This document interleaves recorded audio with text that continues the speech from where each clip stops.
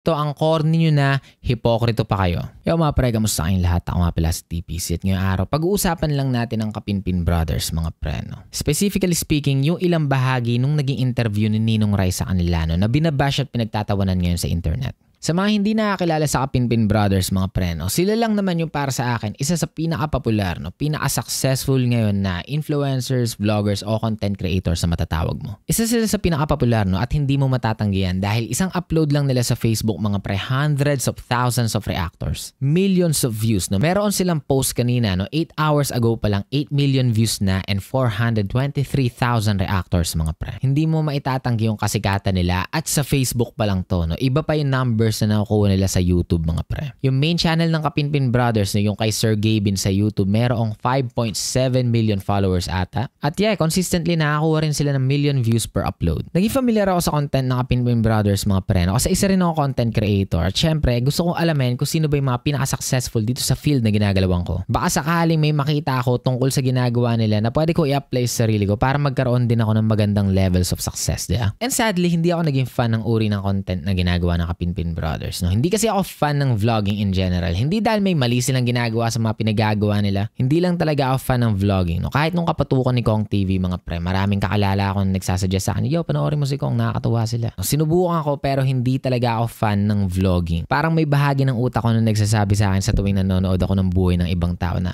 pre, imbis na manood ka ng buhay ng ibang tao, ba't di mo na lang gamitin yung oras mo? Para gampanan yung sarili mong storya sa totoong buhay. Wala lang, parang may ganun lang na nagsasabi sa akin lagi sa tuwing nakakapanood ako ng vlogs ng ibang tao.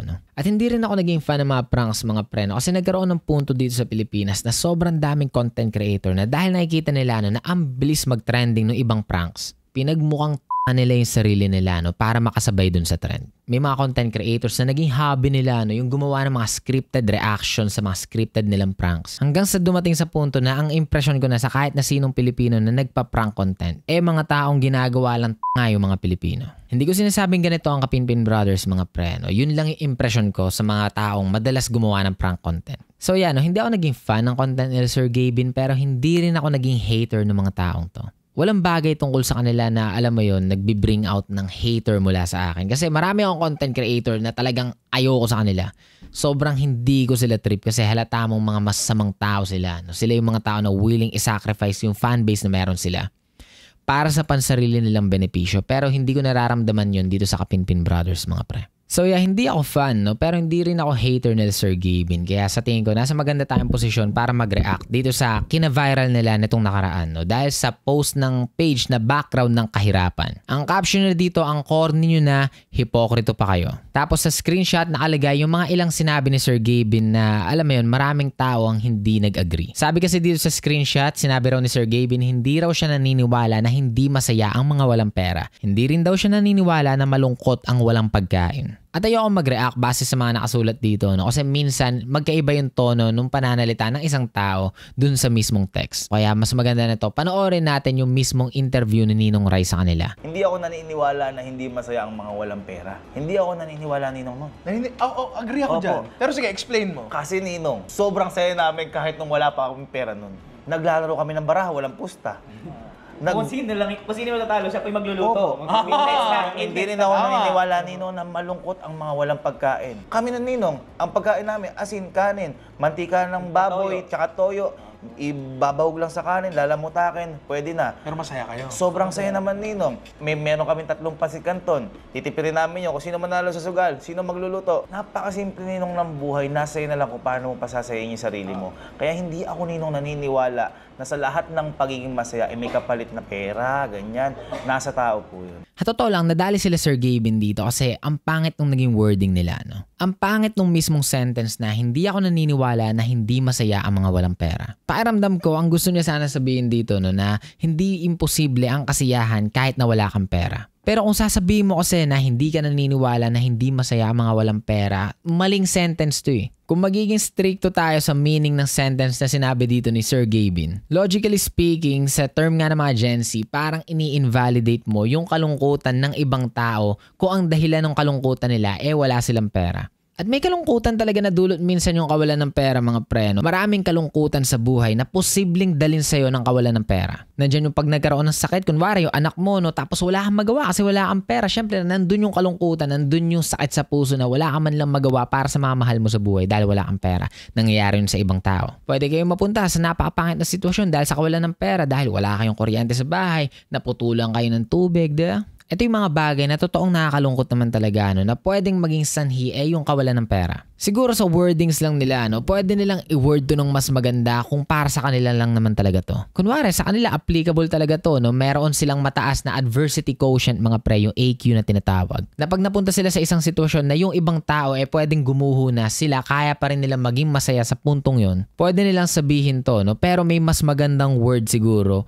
para ma-deliver mo yung thought na to ng tama. Kasi yung mismong sentence na sinabi nila dito, ang pangit talaga pakinggan. Hindi ako naniniwala na hindi masaya ang mga walang pera. Tapos sinundan nila na ang pangit din pakinggan na sumunod na salita na hindi raw sila naniniwala na malungkot ang walang pagkain. Hindi rin ako naniniwala na malungkot ang mga walang pagkain. Kasi wala nang mas nakakalungkot pa sa sitwasyon na wala kang pagkain. Yung literal na wala. Kasi sinabi nila dito kasi sila daw meron silang asin, kanin, mantika ng baboy, ibabaw lang daw sa kanin, pwede na. Pagkain pa rin yun di ba?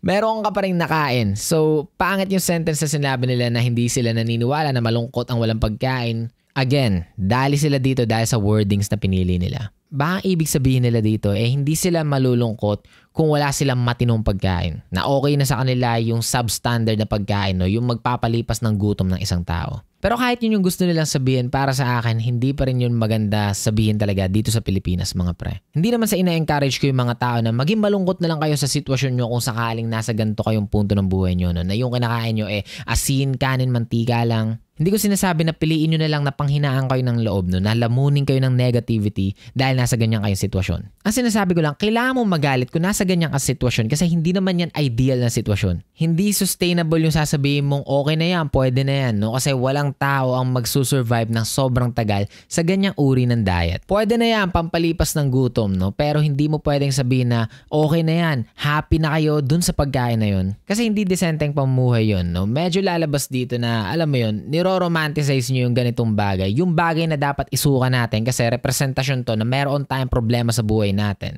Specifically sa financial. At pag ina-encourage mo na pwede na yan, okay na yan, dapat maging masaya ka kung merong ganyan sa mesa mo. Parang pinopromote nyo kasi yung idea na okay lang mag-settle sa ganito ka na buhay. Pero masaya kayo. Sobrang saya naman, Ninong. At bilang panapos dito sa video na to mga pre, maganda yung komento dito ni Senyorito Mateo. Ang sabi niya, baka kayong tatlo masaya kasi di pa kayo mature noon. Pero yung mama at papa nyo, they are hurting inside. Our parents are not too vocal about their feelings kasi ayaw nilang ma-feel ng mga anak nila na they are tired already. Magaling magtago ng problema yung mga magulang natin mga pre, kasi ayaw nilang magpanik tayo. Maraming magulang na hindi gustong ipakita yung nararamdaman nila, ayaw nilang magmukhang mahina sa harap ng mga anak nila. Kasi kung sila mismo panghihinaan ng loob, paano pa kaya yung mga taong nakaasa lang sa kanila?